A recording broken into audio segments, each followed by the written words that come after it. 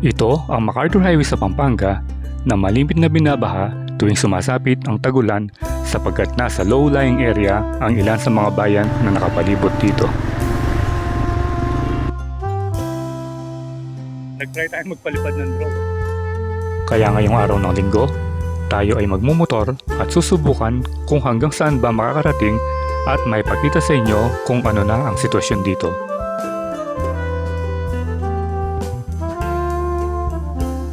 Tayo ay magsisimula sa siyudad ng San Fernando pababa hanggang sa bayan ng Santo Tomas. Ayan, no? Kitang-kita mo na yung area. Dito tayo sa Campo Libas. Kaya wag na natin patagalin pa at bigla na namang bumuhos ang malakas na ulan. So, what are you waiting for? Let's get it on!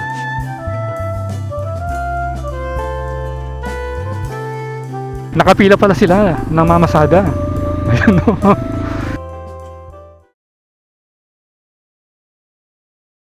Good afternoon, Kabalen. So it's a Sunday afternoon and we are now in San Fernando. Ayan, padadaan lang natin dito sa may overpass.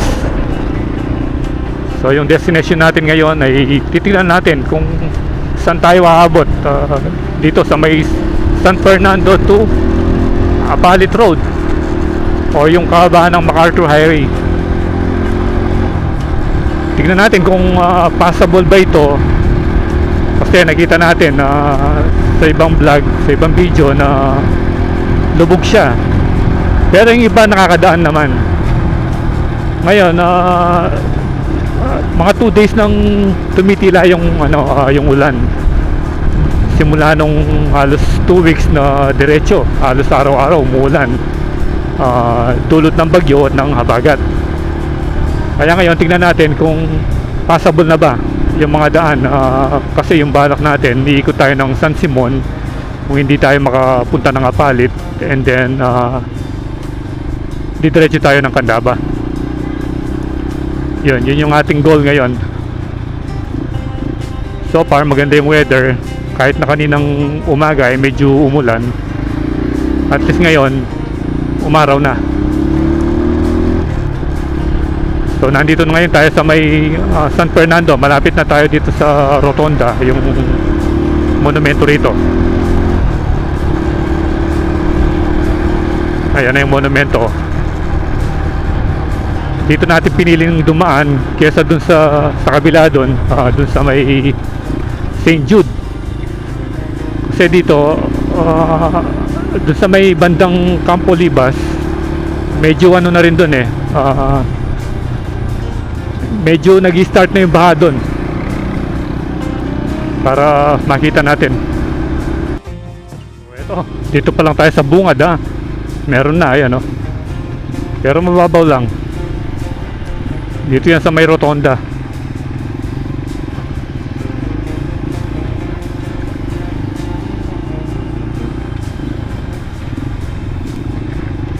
Mababaw lang naman ito.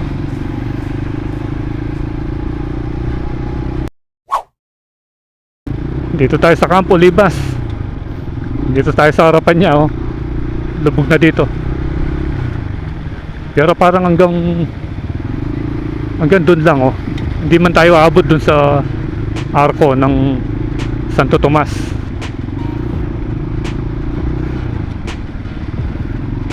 Ayan, yan ang itsura rito.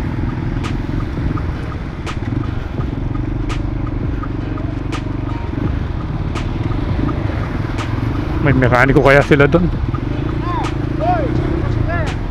Up. Yun. So hindi man tayo nakarating dito sa sa boundary. Ang lalalim na mga ukay doon. Welcome to Santo Tomas, Pampanga.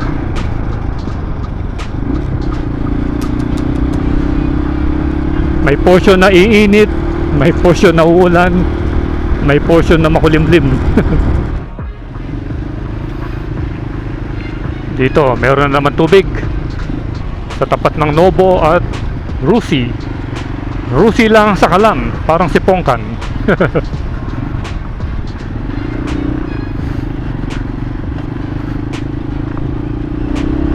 Nagkahanap tayo ng mechanic dito. Ay, sa looban pala ng Santo Tomas. Halos lubog na rin. Papa-adjust natin yung kadena. Maingay siya eh. Ito si brother, oh. Nakahanda na yung mga pamingwit niya.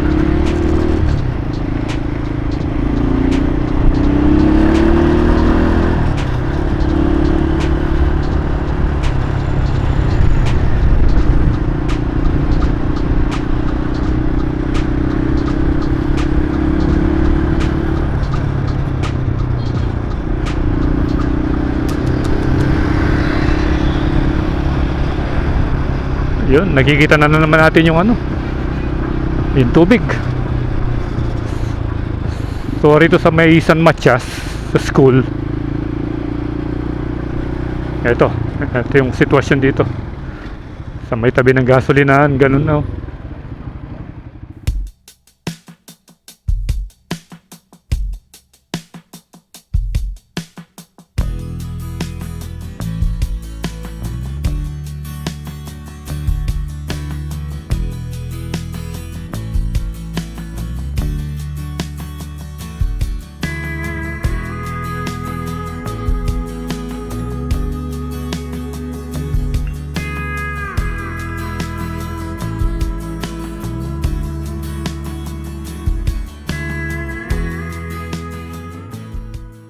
Nag-try tayo magpalipad ng drone. After mga 3 minutes pa lang dun sa air eh. Ano na, umulan na. Kaya binalik na natin. Yun, no, dun magsisimula yung yung baha. Tapos dito na yung bypass road na sinasa. Pag hindi tayo mubra dun, pero titry natin hanggang saan tayo makakarating. Hanggang saan tayo makakaabot. And then, dito yung daan natin papunta lang San Simon. Lulusong na tayo dito sa baha. Hanggang saan kaya ito? Hindi naman siguro abot dun sa dulo. Ayan na. So umpisa dito sa may Robinson or sa McDonald. Yan. Ito na yung baha.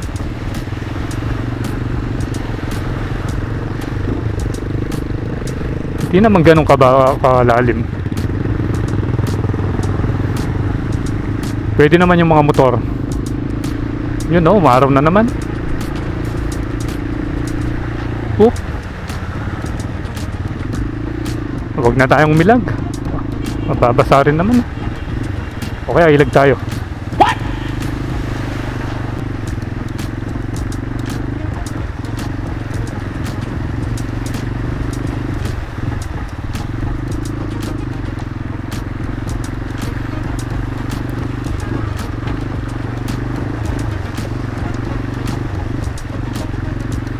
Ayun.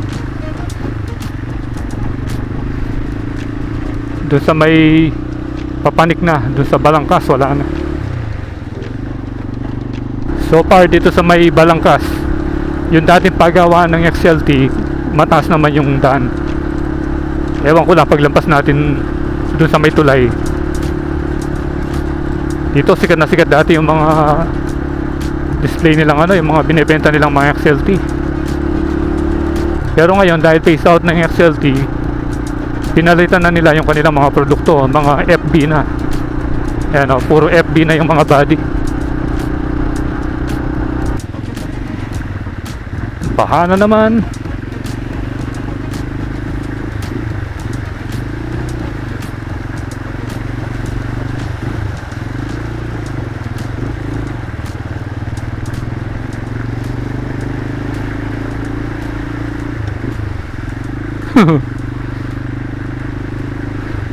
Hindi naman siguro abot ng San Simon ito.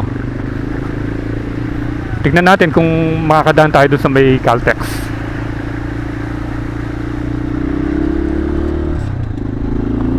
Ayun.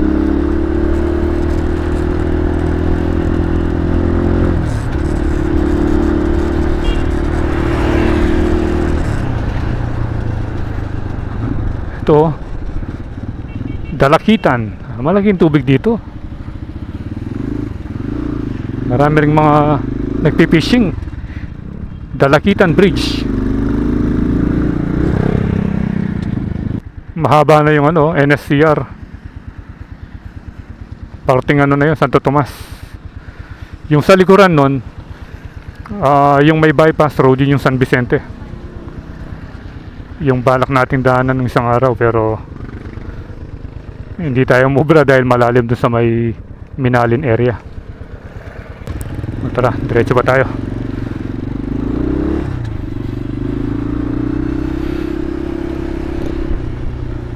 Meron din palang ano ron, no? Parang ito, oh, dami tilapia. Dami tilapia, oh. Marami na silang nahuli.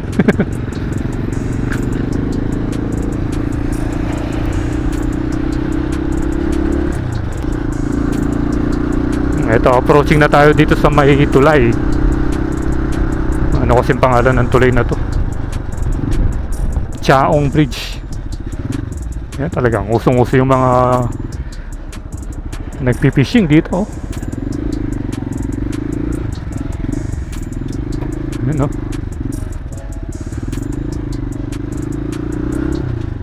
Kabilaan yung mga namimingwit ng isda.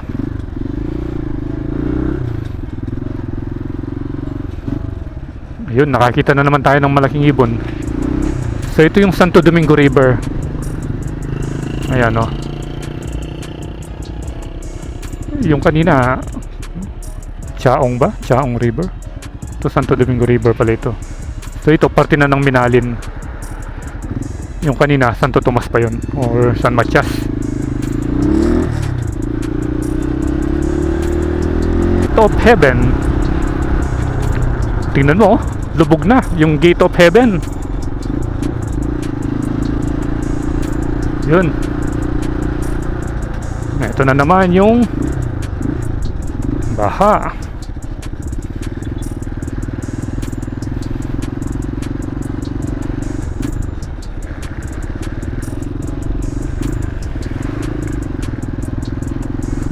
Naalala ko nung ginagawa yung kalsadang ito, dumaan kami nung mga 2020. Yun, no, delikado. Pamuntik-muntik kang mahulog dun sa may drainage dun.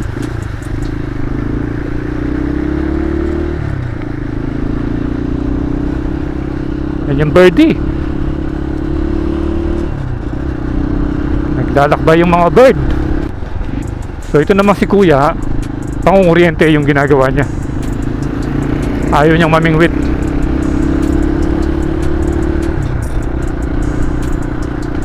Yun na ba yung NLEX or ano? Oh, NLEX na yun.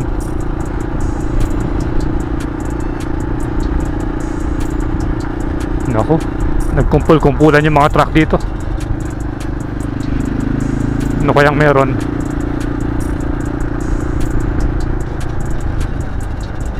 Fishing ulit. Parang marami yung isda rito, ah. Ang dami, oh. Parang dito yung maraming isda. Oh, dito siguro. Oh, yan, oh. Oh, yan, oh.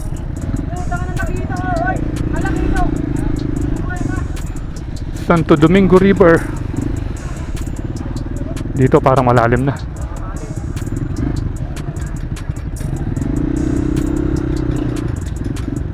Wala tayong nakikitang motor. Meron tumirik na isa, oh, ayun.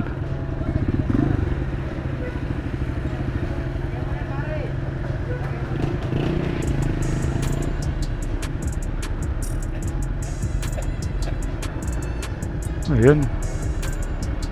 Malalim na nga rito. Tingnan natin yung motor kung kakayanin niya. Pero yung isa minto na, oh. Tumirik na yung isa. Sa party pa lang ito malalim.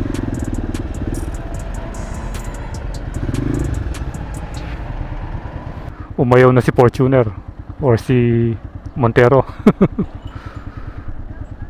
hindi na siya nakipagsapalaran. Pero dito nakakatuwang tingnan yung mga nagpipishing.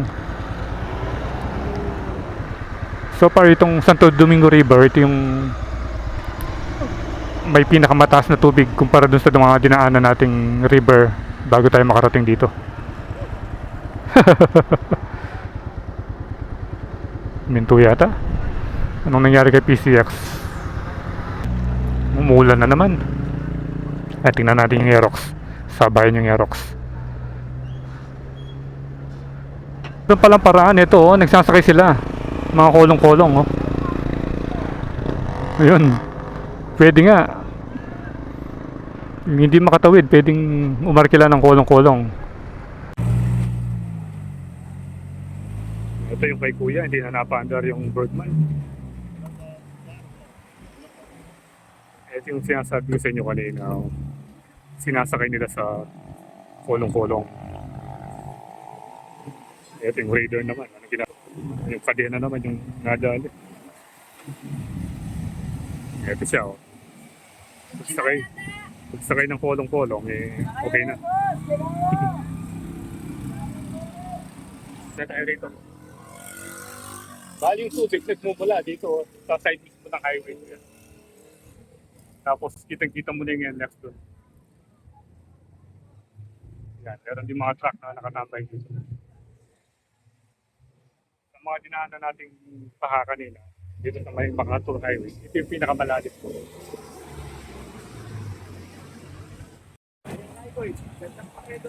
Ayun, no? Malalim na nga. Pero yung mga tricycle, pwede naman yung mga Rusi. Ayun, si ate, oh. Sinulong niya.